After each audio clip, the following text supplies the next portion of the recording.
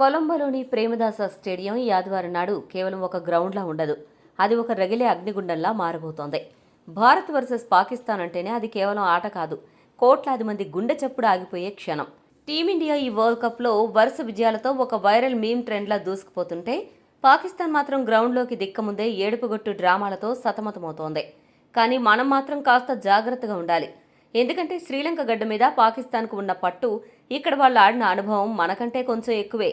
ఈ టోర్నీలో శ్రీలంకలో ఇదే మనకు మొదటి మ్యాచ్. కానీ పాకిస్తాన్ ఇప్పటికే 2 మ్యాచ్లు ఆడిందే.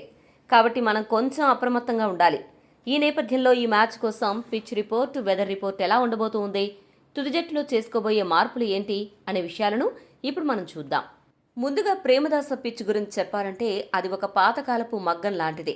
మొదట్లో బ్యాటర్లకు సహకరించిన సమయం గడిచే కొద్దీ స్పిన్నర్లు తమ మాయాజాలాన్ని మొదలు పెడతారు. ఇక్కడ యావరేజ్ స్కోరు 150 నుంచి 160 మధ్యలో ఉంటుంది. అంటే ప్రతి పరుగు ఈ మ్యాచ్లో కీలకం కాబోతూ ఉంది.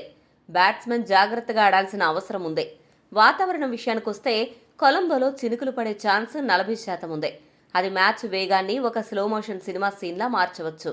మ్యాచ్ పూర్తిగా రద్దు కాకపోయినా వర్షం ఎక్కువగా పడితే కొన్ని ఓవర్లకు కోత పడే అవకాశం ఉంది. ఈ మ్యాచ్ భారత కాలమానం ప్రకారం సాయంత్రం 7 గంటలకు స్టార్ స్పోర్ట్స్ మరియు జియో యాప్లో ప్రత్యక్ష ప్రసారమవుతుంది. ఇక ఈ మ్యాచ్ కోసం టీమిండియా ప్లేయింగ్ 11లో కొన్ని మేజర్ ట్విస్టులు కనిపిస్తున్నాయి. ఓపెనర్ అభిషేక్ శర్మ ఆరోగ్యం ప్రస్తుతం ఒక క్లారిటీ లేని వీడియోలాగా ఊగిసలాడుతోంది. నమీబియాతో మ్యాచ్ తర్వాత మీడియాతో మాట్లాడుతూ పాకిస్తాన్ మ్యాచ్లో అభిషేక్ ఆడతాడని వరుణ్ చక్రవర్తి అంటుంటే, కెప్టెన్ సూర్య మాత్రం ఇంకా అనుమానమే అంటున్నాడు. ఒకవేళ అభిషేక్ రాకపోతే సంజు శాంసన్ మళ్లీ ఇషాన్తో కలిసి ఇన్నింగ్స్ స్టార్ట్ చేస్తాడు. తిలక్ 1 డౌన్లో సూర్య 4వ స్థానంలో రావడం ఖాయం. హార్దిక్, దూబే ఫాస్ట్ బౌలింగ్ ఆల్రౌండర్లుగా కొనసాగుతారు. కానీ అసలైన మార్పు బౌలింగ్లో ఉండబోతోంది. హార్దిక్, దూబే ఫాస్ట్ బౌలింగ్ చేయగలరు.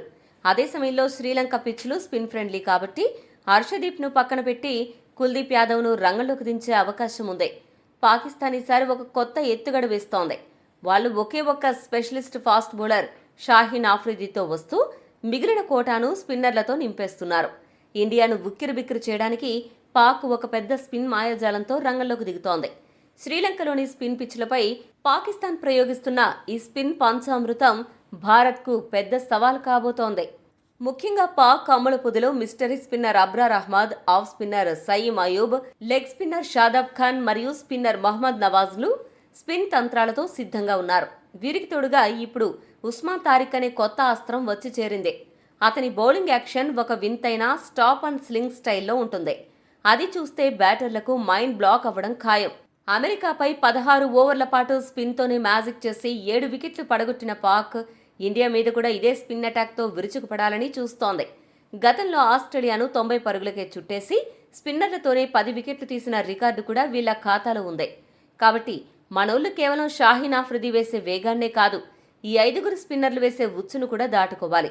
ముఖ్యంగా మన బ్యాటింగ్ ఆర్డర్లో ఉన్న 6 లెఫ్ట్ హ్యాండర్లను టార్గెట్ చేస్తూ పాక్ ఈ స్పిన్ వ్యూహాన్ని రచిస్తోంది. మన బ్యాటర్లు స్పిన్ ఆడడంలో బాగా తడబడుతున్నారు. ఈ నేపథ్యంలో స్పిన్ను బాగా ఆడే అభిషేక్ శర్మ, ఇషాన్ కిషన్, తిలక్ వర్మ కాస్త జాగ్రత్తగా బ్యాటింగ్ చేయాలి. అంతేకాదు స్పిన్ అద్భుతంగా ఆడే శివన్ దుబేను 5వ స్థానంలోకి ప్రమోట్ చేయాలి.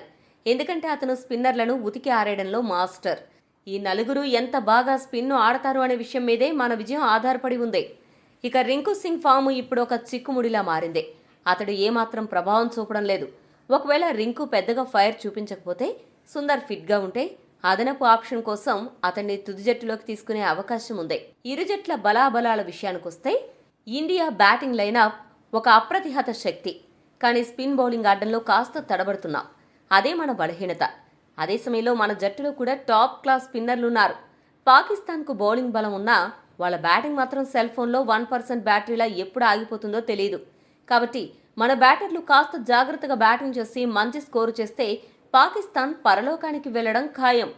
టీ20 వరల్డ్ కప్ హిస్టరీలో ఇండియా 7-1తో పాకిస్తాన్ మీద తిరుగులేని ఆధిపత్యం చెలాయిస్తోంది.